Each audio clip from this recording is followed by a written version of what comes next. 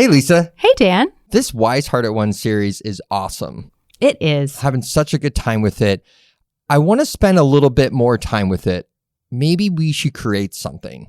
That's a great idea. Maybe something like a study guide? A study guide? Yes. That sounds awesome. Where would I get that at? Well, actually, if you go over to soulmakers.org/BeMakeDo, you can download a free Wise Hearted One study guide right now. It's got lots of great questions, some word studies, and a little bit of commentary for you and maybe a group of people to go through together. That's awesome. Guess what I'm going to do right now? What are you going to do? I'm going to go to soulmakers.org/BeMakeDo. And download your free study guide.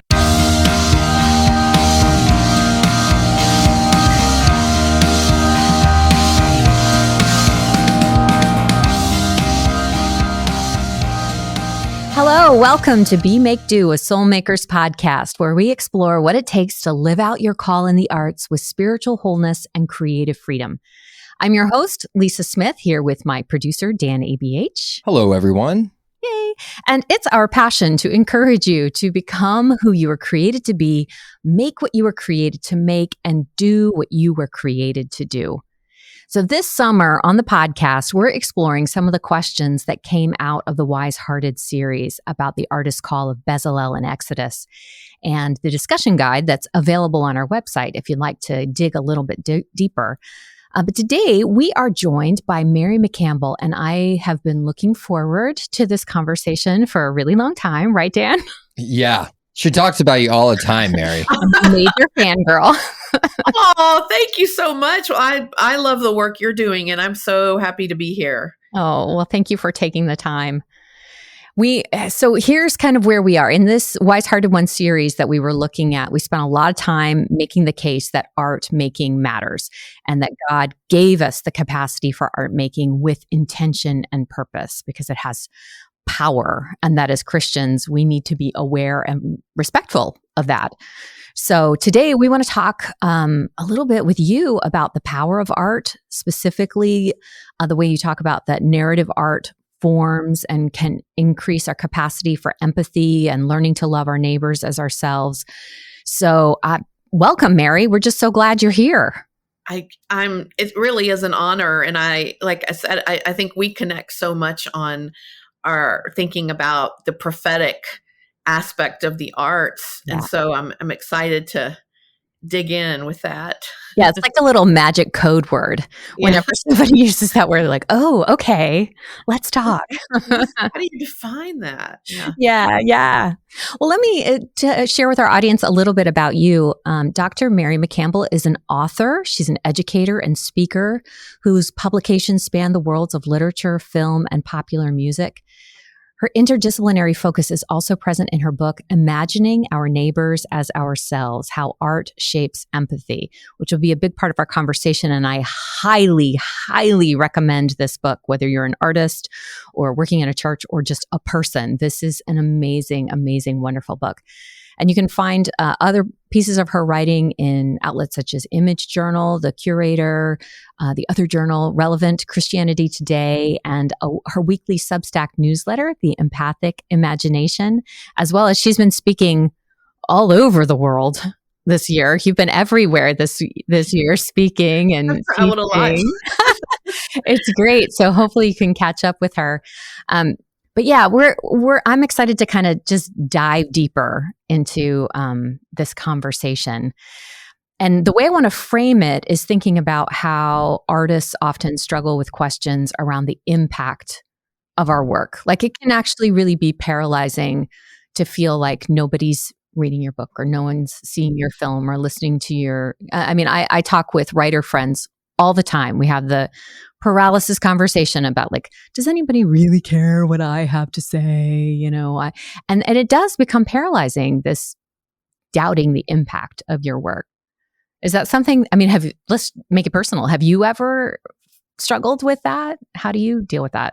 Absolutely. And of course, I've been teaching as a professor for over 20 years, and there is a little bit of an ego boost, or a good feeling when you're in the classroom and you have students kind of invested, but then you step back and remember, wait a minute, they have to do that to get a grade.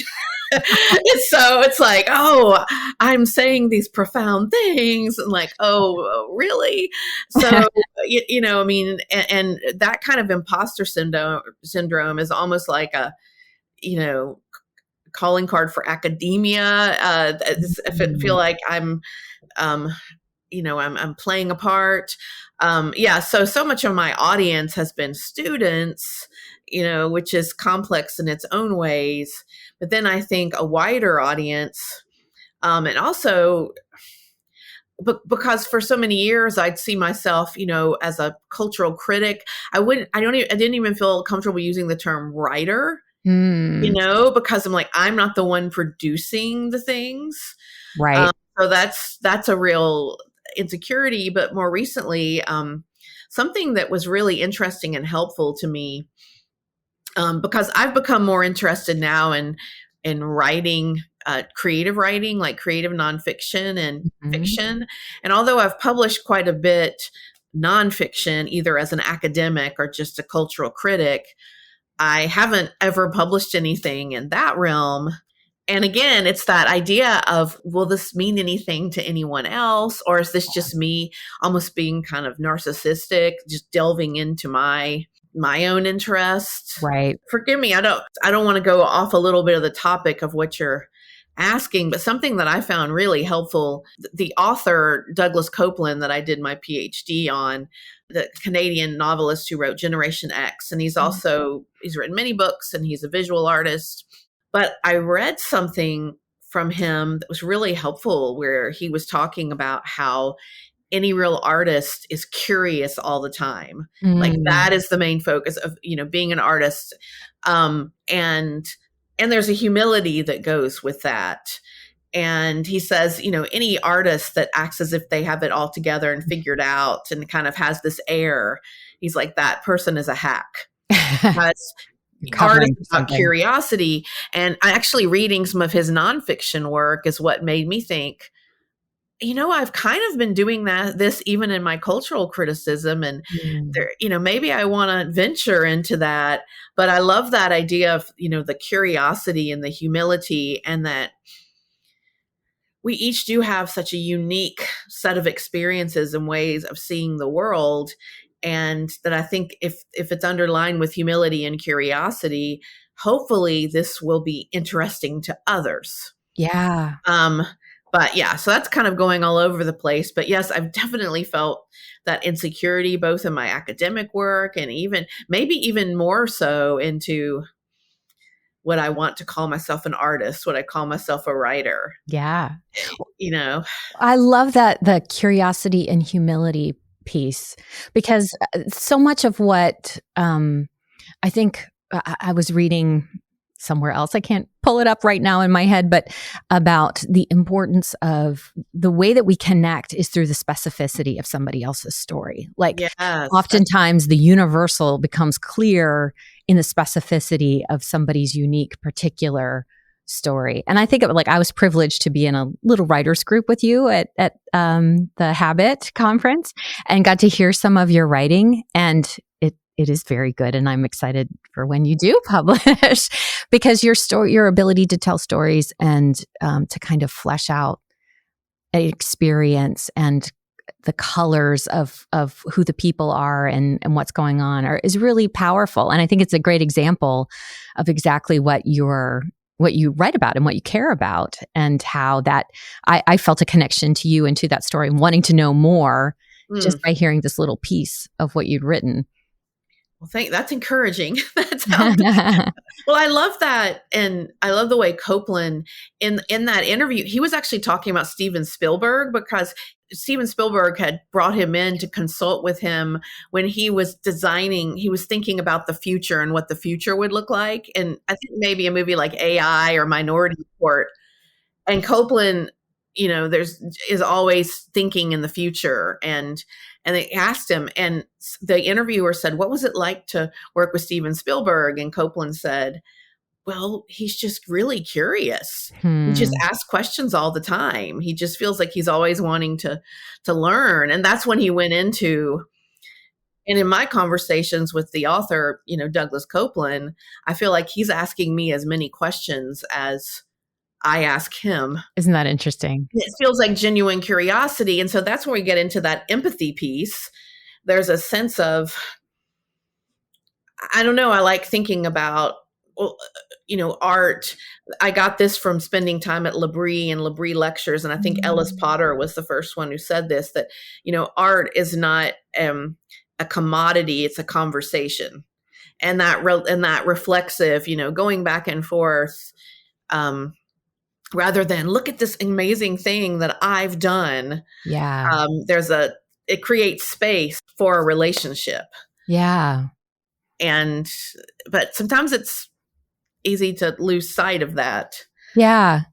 Yeah. And I mean, clearly we're living in a moment, or more than one moment, where the need for empathy is so important, and we all seem to be really struggling with that. And so I put that on one side of the page, and then on the other side of the page is this, like we're talking about, it's difficult if you're somebody who wants to make a difference in the world, or you have something to say.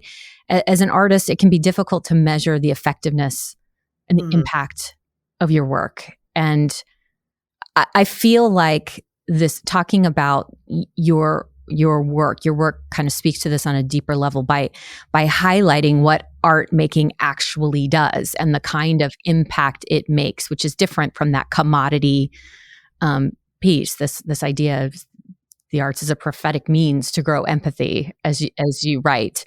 Tell us about your work and the book, and about empathy and art making and the value of it.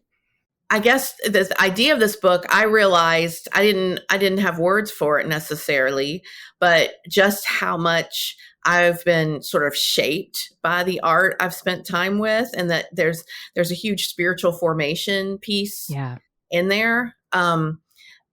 But also, I think what was really profound to me is just years of teaching and seeing the way the impact of many different types of art. It could be visual, it could be a painting, a song, or a novel, but the kind of life-changing encounters I see when students interact with a piece of art. And I like the way you focused on the idea of specificity. I think that's where really they recognize, I will never forget, teaching Samuel Taylor Coleridge or Gerard Manley Hopkins poetry about dealing with their own experience of clinical depression. And students saying, oh my gosh, I've never heard from someone they put into words what I'm experiencing. But it's not this sort of selfish, I'm consuming this. It's, wow. In the specificity, even though this was someone, Coleridge was the first, I think, to write on this, really. And, early 19th century, completely different context. Yet there's that recognition of humanity in the other. Yeah. And so when I teach that, I like to tell students, you might recognize yourself in this, but then again, you might not. But this gives you a doorway or into empathizing, maybe understanding a friend or family member who struggles with depression on this level. Yeah. And so it's just, there's so many times when we don't know what we don't know. And then the arts in many different ways presents this opportunity. We have to be careful. I talk some in the book about kind of voyeurism, or even, like I say, trauma tourism or voyeurism. Is it just, wow, this is so strange and different, and we're just spectators? But I think the way good art transcends that is because it really shows the reality of the complexity of the human condition. Yeah. That what I talk a lot about, how Blaise Pascal says, we're both wretched and great. And there's this pendulum swing. And so art that's really filled out and giving an honest picture of what it means to be human presents that opportunity for us to I don't know, be generous in our reading Yeah. and really see the experience of the quote other, but also see the sameness and the likeness. And yeah, I mean, I feel like that can help us to flex those empathy growing muscles, that would hopefully then transition into real life encounters. Yeah. Yeah. But, I think that taking time to really slow down and be attentive with a piece of art is an act of love. There's a bit of submission there. Yeah. And practicing that, I would hope would help us to Yeah. enter those conversations in many different ways. So you asked Agreed. about my work. I mean, so that's a lot of what I'm very interested in. And as a Christian, I like to think, what difference does it make when we look at artists and as someone made in God's image, who has something important to say that they're inviting us into a conversation, Mm. as opposed to what I like and what I don't like. Yeah. Yeah. Oh, Dan, you are going. What were you going to say? Oh, I have so many things, but I'll stay on topic here. Well, first of all, I love this way of looking at art and how it shapes our empathy. And not to be Debbie Downer, but I feel like our world is sort of lacking in empathy. Oh, yeah.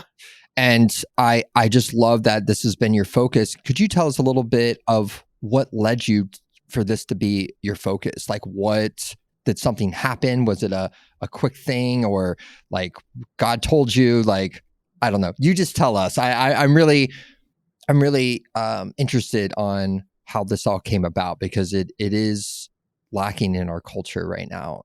Yeah, I mean, it is. I do feel like it's lacking. And the thing that to me is the saddest is how many sort of Christian circles seem to be lacking in empathy. And it's like, I've got to win the argument. I've got to be a gatekeeper for the gospel, whereas isn't a large part of the gospel also loving your neighbor as yourself? And again, it's very easy to slip into that. I guess I'm trying to think of when I've long been talking in my classroom about how so much of our default tendency is to slip into that sort of us and them thinking, and to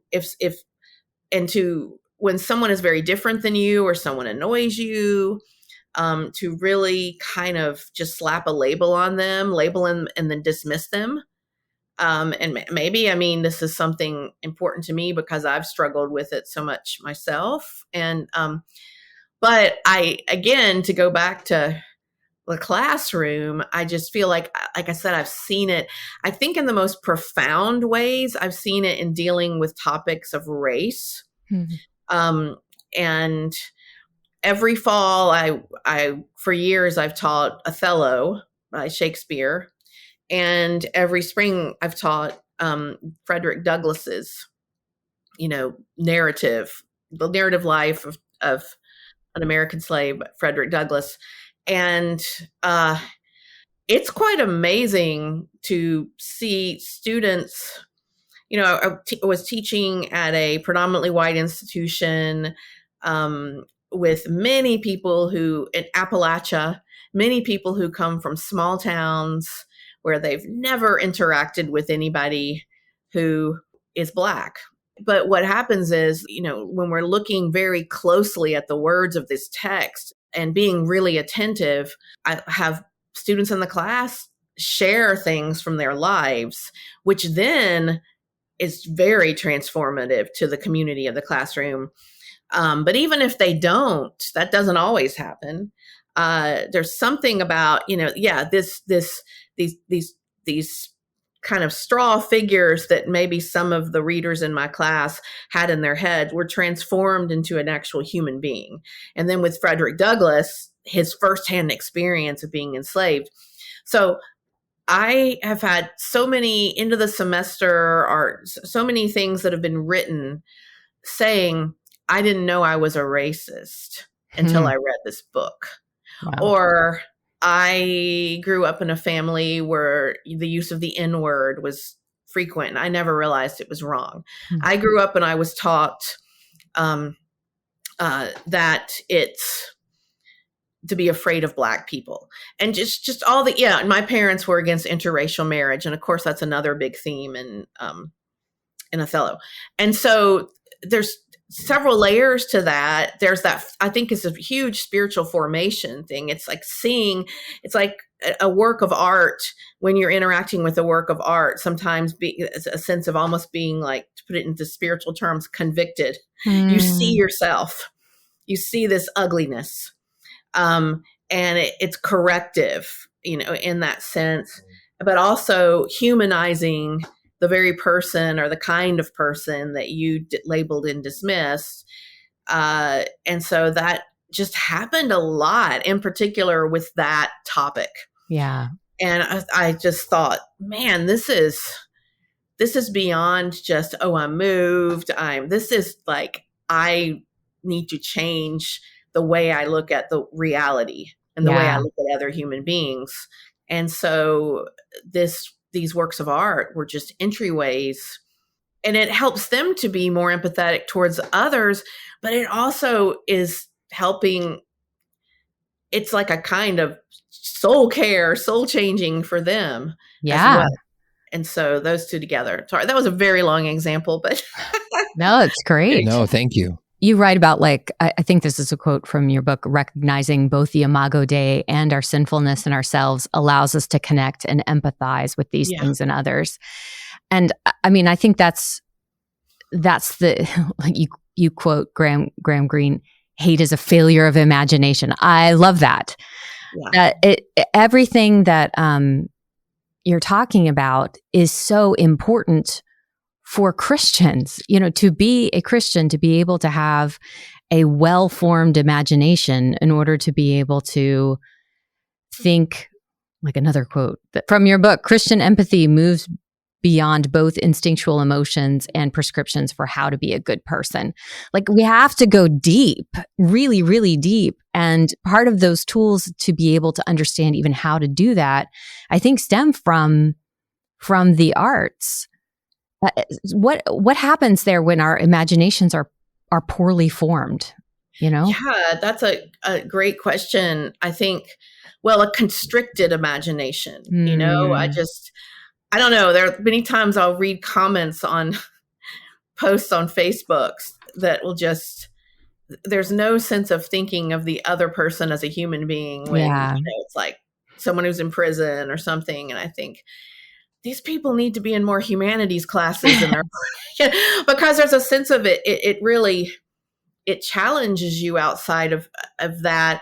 But I think, again, I want to go back to, I think that oftentimes we don't even really know we're lacking because we are on some level, very much formed by our culture, about, the most important things are efficiency. The most important things are, being the top of the pack, survival of the fittest. I mean, so much of the rhetoric, even sadly, sometimes in Christian circles, is very, it's the opposite of being slow and attentive and gracious and practicing empathy. And so it's like, but I feel like then your imagination gets smaller and smaller. And smaller. I mean, there's a constriction. In a sense, your imagination can lead you in the movement against love. And there's a really great, again, I keep talking about Samuel Taylor Coleridge. It's not even my area, but he has this poem, this Lime Tree Bower, My Prison, where he's really mad because his friends were going to come visit him. He's going to show them around the Lake District, and he hurt his leg. He broke his leg or injured his leg. And so he's sitting there, and the friends come and they still want to go hiking. And he's mad, really mad. And really, he's hilarious. When I teach it, I say, oh, he's so emo. He's just really like dramatic. And then he's using his imagination to sit and think what they're doing and how much, it's like when someone is doing something that you don't like, you can easily just imagine the narrative can get bigger and Right. bigger. But then all of a sudden, he remembers that his dear friend who was visiting him has been pent up in the city in London and loves nature, and nature is life-giving for that friend. And so then all of a sudden he says, oh, it's as if I was there with them, because he starts to being able to imagine through his love for the friend. Right. He is able to think, oh, imagine their wonderful time. And then the whole time he said he was in a prison, when actually he's in a beautiful lime tree bower. And he looks around, and that the love that's come in his heart that's helped him empathize has also helped him to see the beauty in his surroundings. Yeah. So it changed. And one of my favorite films I talk about in the book is The Tree of Life, which is also very much about this. You have one character who's very much a Nietzschean survival of the fittest. I've got to get ahead. And in the end of the film, he laments, I haven't seen the glory all around me. I've now I have new eyes to see. Yeah. And so I think there's a real deprivation if the imagination is constricted. It's almost like you need imagination to see reality. Yeah. No, I mean, you need imagination to love your neighbor as yourself. And that love of neighbor as self is also a way for you to see the glory and beauty of everything around you. I love your kind of just stating that imagination is essential in order to see reality. Like we don't think about it in that way, but it's true. And this kind of then leads to this idea of, you use the P word, you use the prophet word. When we're talking about prophetic narrative art, let's talk about that a little. Let's, from looking at the artist side of things, what do you mean by the prophetic when you're using that word? I think prophetic, well, as you know, I'm a big fan of Walter Brueggemann's prophetic imagination. And I like the way he talks about the prophetic as twofold. And one is, on one hand, is there's a recognition that the way things are is not right. Yeah. And the way you recognize and grapple with that is through either lament or critique. Both of those things are saying the way things are, what he calls the empire mentality, it's not right. And I feel like there's so much great art that does that, that critiques and shows us. But Brueggemann also says, well, there's another part. It's not just the one. He's coming from, of course, a Christian perspective, that there's also hope and energizing. And he says hope based on doxology, which is why I love talking about like African-American spirituals, because you have those two things together. You have lament, you have critique, but you also have hope. Yeah. So I think the prophetic, we see it in many different forms, but I would say it's pointing us towards reality. It's peeling back the false layers of what we've been conditioned to think. So the prophetic goes together with empathy, the empathy enhancing qualities of art, because I think a work of art is prophetic when it really helps us to see the complexity of what it means to be human. And it maybe even take someone that we think of as a, quote, enemy figure and forces us into a space of loving them, or seeing their humanity. I can think of so many good television series that do that, but not coming from a Christian perspective at all. So prophetic really, I would say, is recognizing that something is wrong and pointing us towards the truth on the most simple level. That's the way I would approach it. Yeah, that's a great way to put it. Well, and so I want to kind of talk a little bit about words for Christians working in the arts, because I feel like I see two pretty well-worn paths at this point. There's Christians who pursue art, but don't really feel a sense that it needs to, or maybe even that it can be there, a part of the narrative. Like, I just make music. I happen to be a Christian, but I'm in a band. I make music. That I'm not going to tell Christian stories through my music.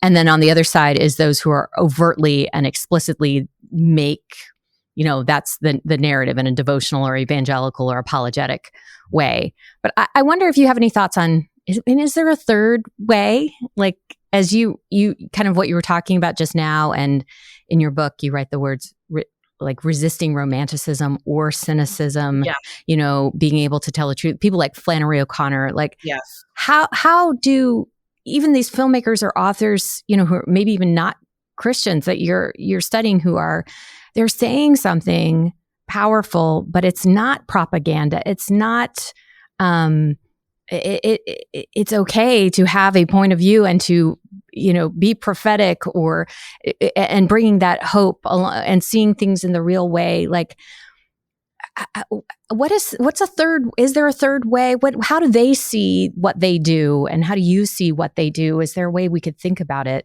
It's a little more complex. That's because it sounds really kind of cocky, like I'm a prophetic artist, Right, right. No pressure. But I think, third way, because I feel very uncomfortable with the label of Christian artist or Christian art, because if God, if the capital R reality of life is God and his creation, then I would think moving into that and moving towards the truth and moving towards the idea of revealing truth, I wouldn't even feel the need to put a label on that. It's just art that is honest and good and is going to work against death and toward life. Another Labrie guy, Marsh Moyle, I like the way he talks about that a lot. It's about, is it affirming life or death? And when something is affirming death, oftentimes can be very tricky in the way it's disguised. It can look really glitzy and glamorous, and it can hand us a sort of beautiful and easy narrative when really it's just, it's dishonest. So I would say, maybe the third way is just honest art that is holding together, is not trying to, that romantic, is not trying to sugarcoat reality or, create this Disney world. And O'Connor, I love the way she talks about that. She's so offended by things being overly sentimental, because she says, we need to start with what we know. And what we know is the natural world and the experience of being humans. And she thinks that when you feel the need, which I see sometimes in quote Christian art, a need to to really not show things that are too disturbing, or to wrap things up, in a nice little bow after 2 hours with a nice, easy solution. She basically says that, our work as Christians is participating in the Christ's death and resurrection, like the cross of Christ.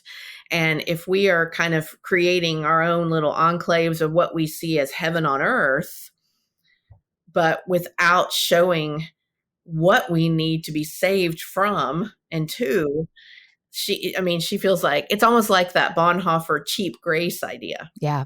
And so there's something about, art that tells the truth. On the other hand, if you have art that just focuses on the ugliness and destruction and sadness, which we know is there, then you can get into real despair and cynicism. Yeah. So it's like, I think both are very dangerous. So I think the real tough part is being in the middle, is the tension. And paradox is the big word. Right. It's paradoxical. It's the human experience is paradoxical. There's always this tugging back and forth between darkness and light. Well, and I think understanding that, being okay with that, and understanding the power of what happens when you are real with it. Like understanding that if you're not telling the truth about something, you're not really going to be able to affect somebody else, because it doesn't carry the same weight as when you're vulnerable and really telling the truth.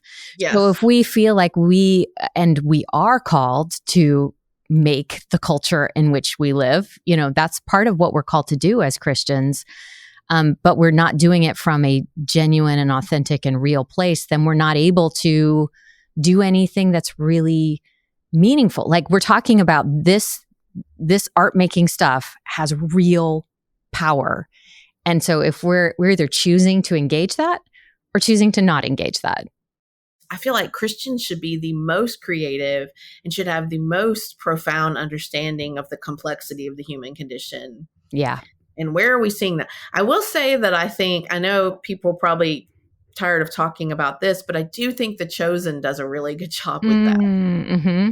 It really surprised me because I was like, right. I was like, I don't know about, I was nervous watching it, because of what I expected. But I think the reason it works and has attracted an audience,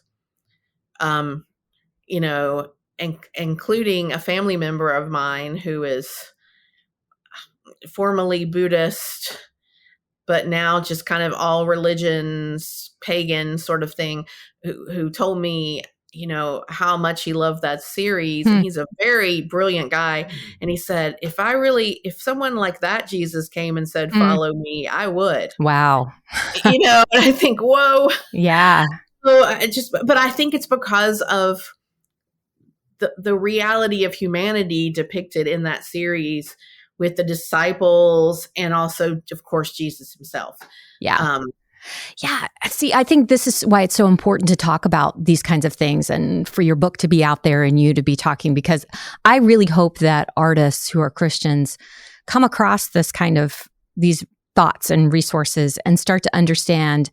Like, I just don't think that now is a time to be waiting around to get permission from Christians and who are not artists, especially because what we're talking about is there's a fundamental deficit of imagination within institutional Christianity. And I think that has had a direct effect on where we are now. And so the practitioners of imagination are the people who have studied and developed and expanded their capacity for that and their capacity to communicate about that and tell stories, which are the artists of all disciplines and all shapes and forms. They really are the experts. And I think that we're in a time where God is calling those people to lead and to lead the Christian church back to an expanded imagination so that they can, like you said, see reality. Yeah. Yeah. I mean, it's huge. It's huge. I mean, and it's so sad that in so many contexts, Francis Schaeffer writes about how in so many, and then he was writing, of course, like in the 60s, when there was, but in some ways that's gotten a lot better, but in some ways it hasn't. Yeah. But that so many in the church just think of the arts as like window dressing or the curtains. But it's, you talk about it as spiritual formation. I mean, this is all, and that imagination can go way over here. It can go way over there. It's just like anything else that it is a spiritual formation. It is a discernment tool. It's something that we have to cultivate and practice and bring within that realm of our relationship with Christ and our kind of that dying to self. Absolutely. There's a lot of unlearning, false, like our imagination that has been falsely formed. Yeah. And then, so unlearning, but also getting new, feeding it with the truth. Yeah. Yeah. But I just feel like reality is so, I feel like the traditional kind of sacred secular split, and my pastor gave me a list of these are the movies you can watch, these aren't, are that kind of thing. It's so much easier. Yes, and we like our rules and our boundary lines, and yeah. Legalism is easy. Well, it's not easy, but you know what I mean. Reality is messy. The human condition is messy. Yeah, so it's good to make messy art, and our art that reflects messiness. Yeah, with that hint of the hope leading towards life, like you said. Yes. Well, Mary, thank you so much. This has been such a rich conversation, and I could sit here and talk with you for another couple of hours. I would love that. But if people are interested in connecting with you or getting to be a part of one of your film discussion groups, which are really fabulous, where can people find you? Thanks. Yes. So I have a Substack that's called the Empathic Imagination. So you can just look that up, look up my name, Mary McCampbell. I have a website, Mary W. McCampbell? I can't remember the name. We'll put it in the show notes. We'll put all the info in the show notes so people can find you. So that you can go towards if you want to read some of the articles I've written. And of course, my book, Imagining Our Neighbors as Ourselves, How Art Shapes Empathy. Yes. So any of those things, just look up my name. But yeah, the Substack I'm really excited about right now. And I'm going to start a new series. Actually, I'm going to start a new series in the fall called The Christian Imagination, where we're really delving into this very specifically with Christians in the arts. That's and fantastic. Looking at examples of that. So yeah. Great. I can't wait. I'm already signed up. And I can concur that it is marywmccampbell.com, by the way. There you go. We will put it in the show notes, though. But just so you know. Just so you know. Maybe I can find my way to my own. Oh, great. Thanks again, Mary. It was great talking. Thank you so much. I really enjoyed it. Thanks for listening to Be Make Do, a Soulmakers podcast. If you want to go deeper, be sure to visit soulmakers.org and download our free Wise Hearted One study guide with questions for personal reflection or discussion with a group, plus word studies and more.